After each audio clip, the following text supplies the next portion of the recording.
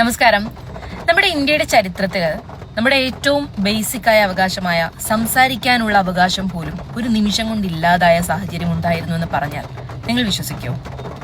മനുഷ്യരുടെ ഏറ്റവും അടിസ്ഥാനപരമായ മൗലികാവകാശങ്ങൾ ഒരു നിമിഷം കൊണ്ട് ഇല്ലാതായ, പത്രപ്രസ്സുകൾ ഇരുട്ടിലായിപ്പോയ, സംസാര സ്വാതന്ത്ര്യം പത്രസ്വാതന്ത്ര്യവും ഒക്കെ പിൻവലിച്ച ഒരു കാലം ഇന്ത്യയിൽ ഉണ്ടായിരുന്നു. 21 മാസം നീണ്ടുനിന്ന ഇന്ത്യൻ ജനാധിപത്യത്തിൽ തന്നെ ഒരിക്കലും മായ്ച്ചു കളയാനാവാത്ത, മറക്കാൻ പാടില്ലാത്ത കറുത്ത നാളുകൾ. അതായിരുന്നു ഇന്ദിരാഗാന്ധിയുടെ നേതൃത്വത്തിൽ പുറപ്പെടുവിച്ച അടിയന്തരാവസ്ഥയുടെ നാളുകൾ. 1975 ജൂൺ 25 എന്ന് പറയുന്നത് ഇന്ത്യയുടെ ഹിസ്റ്ററിയിലെ ഒരു ബ്ലാക്ക് ഡേ എന്നറിയപ്പെടുന്ന ദിവസമാണ്. അന്നാണ് ഇന്ദിരാഗാന്ധി രാജ്യത്ത് അടിയന്തരാവസ്ഥ പുറപ്പെടുവിക്കുന്നത്. നോക്കൂ, അന്ന് തെരഞ്ഞെടുപ്പുകൾ റദ്ദ് ചെയ്യപ്പെട്ടു, പത്രങ്ങൾക്ക് മേൽ സെൻസർഷിപ്പ് ഏർപ്പെടുത്തി, പ്രതിപക്ഷ നേതാക്കളെ തടവിലാക്കി, മനുഷ്യർക്ക് അവരുടെ മൗലികാവകാശങ്ങൾ ഉറപ്പു നൽകുന്ന ഇന്ത്യൻ കോൺസ്റ്റിറ്റ്യൂഷനിലെ ആർട്ടിക്കിൾ 14, 21, 22 ഒക്കെ വകുപ്പുകൾ നിർവീര്യമാക്കി.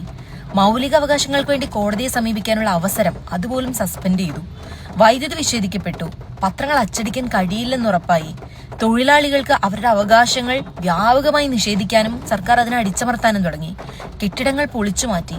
ആയിരക്കണക്കിന് ആളുകൾ കുടിയിറക്കപ്പെട്ടു. എന്തുകൊണ്ടായിരുന്നു ഇങ്ങനെ ഒരു അടിയന്തരാവസ്ഥയ്ക്ക് അവർ നേതൃത്വം കൊടുത്തത്?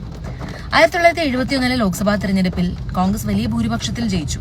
എന്നാൽ ഇന്ദിരാഗാന്ധിയുടെ വിജയം ചോദ്യം ചെയ്തുകൊണ്ട് അലഹബാദ് ഹൈക്കോടതിയിൽ ഒരു ഹർജി എത്തി. ഹൈക്കോടതിയുടെ കണ്ടെത്തൽ ഇന്ദിരാഗാന്ധി അവരുടെ ഔദ്യോഗിക പദവിയും ഭരണ സംവിധാനങ്ങളും ദുരുപയോഗം ചെയ്തുകൊണ്ട് ഇലക്ഷനെ നേരിട്ടു എന്നതായിരുന്നു. ഹൈക്കോടതി ഇന്ദിര കുറ്റക്കാരിയാണെന്ന് കണ്ടെത്തി. ആ സുപ്രധാന വിധിയിൽ അലഹബാദ് ഹൈക്കോടതി ഇന്ദിരാഗാന്ധിയുടെ തെരഞ്ഞെടുപ്പ് വിജയം റദ്ദാക്കുകയും 6 വർഷത്തേക്ക് തെരഞ്ഞെടുപ്പിൽ മത്സരിക്കുന്നതിൽ നിന്നും ഇന്ദിരാഗാന്ധിയെ വിലക്കുകയും ചെയ്തു. എന്നാൽ ചരിത്രപരമായ ആ അലഹബാദ് ഹൈക്കോടതിയുടെ വിധി വന്നതിന് 13ാം നാൾ ഇന്ദിരാഗാന്ധിയുടെ ശുപാർശയിൽ രാഷ്ട്രപതിയുടെ പ്രഖ്യാപനം വരുന്നു. ഒറ്റവരി: രാജ്യത്ത് അടിയന്തരാവസ്ഥ.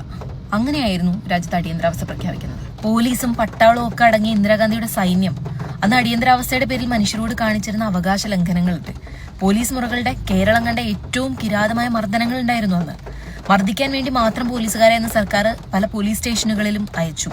ഭക്ഷണം നൽകാതെ, മൂത്രം ഒഴിക്കാൻ സമ്മതിക്കാതെ, ഉറങ്ങാൻ അനുവദിക്കാതെ നഗ്നരാക്കി മനുഷ്യരെ മർദ്ദിച്ചു. ഇന്ന് കേരള പോലീസിന് ലഭിച്ചത് എന്തും എങ്ങനെയും ചെയ്യാനുള്ള അധികാരമായിരുന്നു. കൂത്തുപറമ്പ് MLA ആയിരുന്ന പിണറായി വിജയനെ അന്ന് ജയിലിൽ കൊണ്ടുപോയ ശേഷം വിവസ്ത്രനാക്കി മാറി മാറി ബോധം മറയുന്നത് വരെയാണ് പോലീസുകാർ അദ്ദേഹത്തെ മർദ്ദിച്ചത്. ജയിൽ മോചിതനായ ശേഷം അദ്ദേഹം രക്തം പുരണ്ട വസ്ത്രം നിയമസഭയിൽ ഉയർത്തിക്കാട്ടിയാണ് അദ്ദേഹത്തിന്റെ പ്രതിഷേധം അറിയിച്ചത്. ഇന്ദിരാഗാന്ധിയെ അന്ന് കഥാപ്രസംഗത്തിലൂടെ വിമർശിച്ച സാംബശിവൻ എന്ന കാഥികനെ ജയിലിലടച്ചത് 1.5 വർഷക്കാലമാണ്. ഈ അടിയന്തരാവസ്ഥയെ എതിർത്ത് സംസാരിച്ച കലാകാരന്മാരെ ആകാശവാണിയിലും ദൂരദർശനിലും ഒക്കെ വിലക്കി. ഇന്ത്യയുടെ ചരിത്രത്തിൽ തന്നെ ഒരിക്കലും മറക്കാനാവാത്ത മനുഷ്യാവകാശങ്ങളുടെ ഏറ്റവും വലിയ ലംഘനവും നരനായാട്ടുമായിരുന്നു അടിയന്തരാവസ്ഥ കാലത്ത് ഇന്ത്യ കണ്ടുകൊണ്ടിരുന്നത്.